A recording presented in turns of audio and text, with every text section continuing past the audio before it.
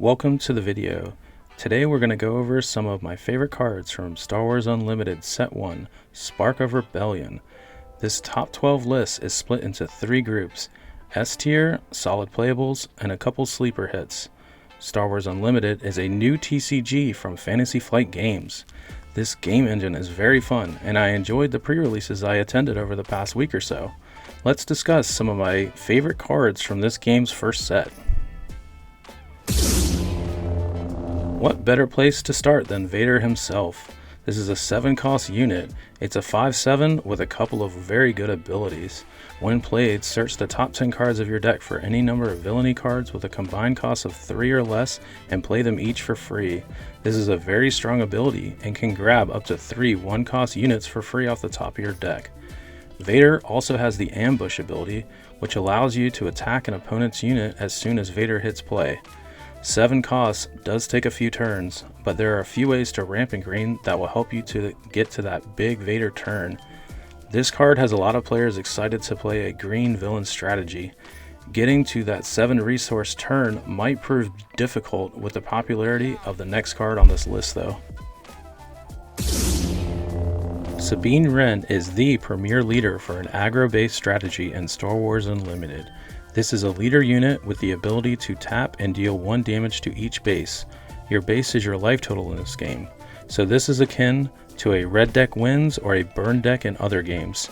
Sabine's epic action is able to go off at just 4 resources and is the lowest of all the leaders currently available.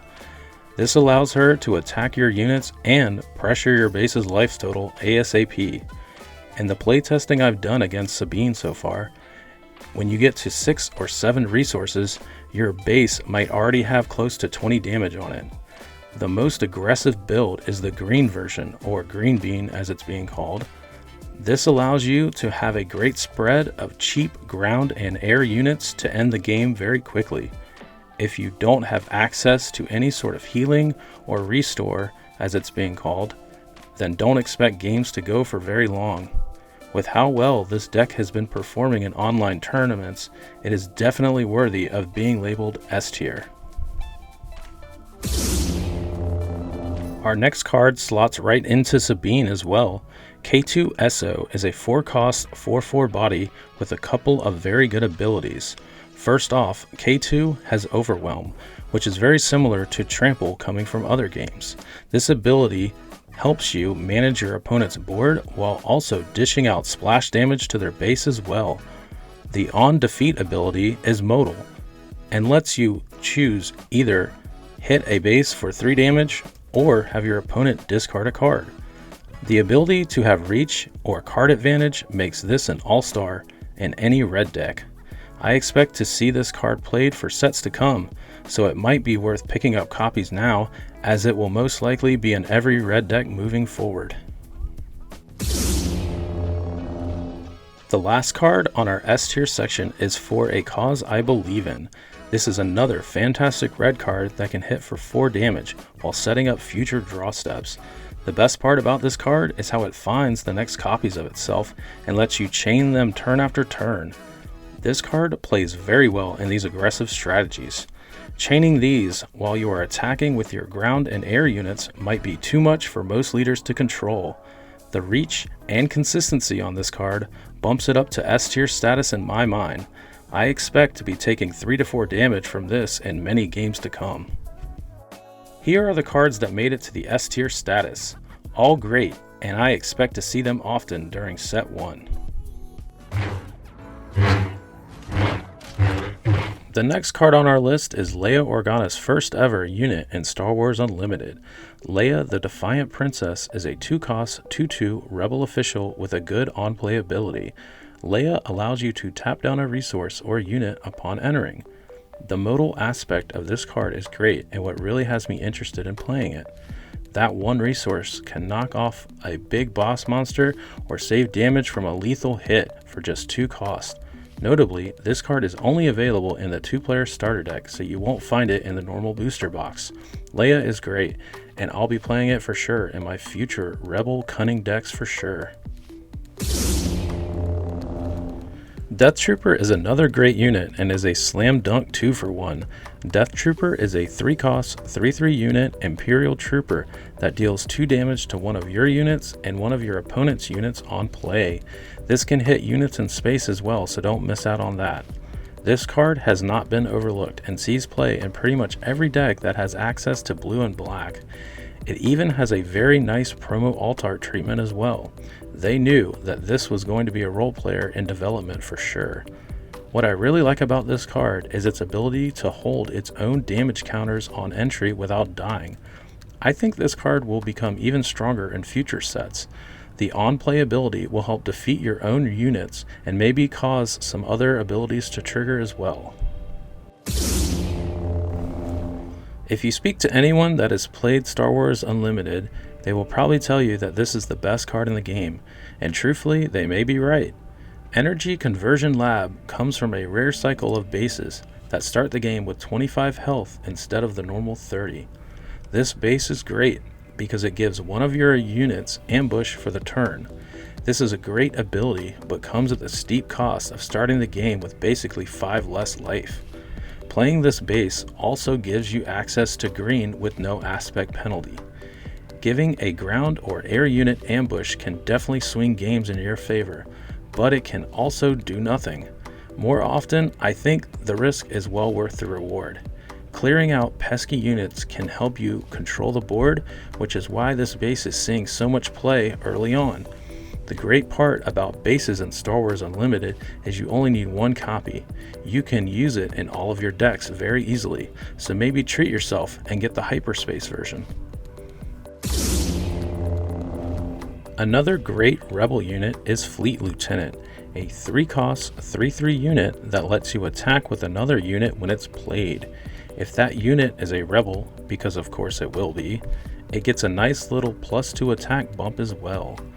This is a solid card that allows you to keep applying pressure and take down your opponent's base. Its only aspect is heroism, so it will slot into decks very easily, so I expect to see this one a lot.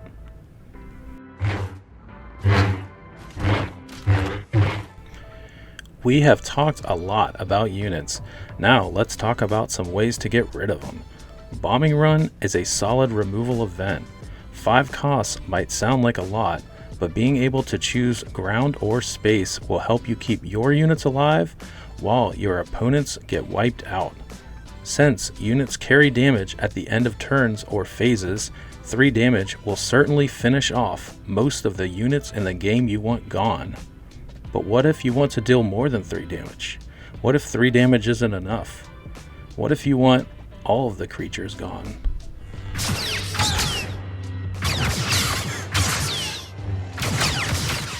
For those units lucky enough to survive a bombing run, they definitely won't survive a super laser blast. This is the first mass board wipe in Star Wars Unlimited. Honestly, I'm surprised they released this kind of effect so early in the game.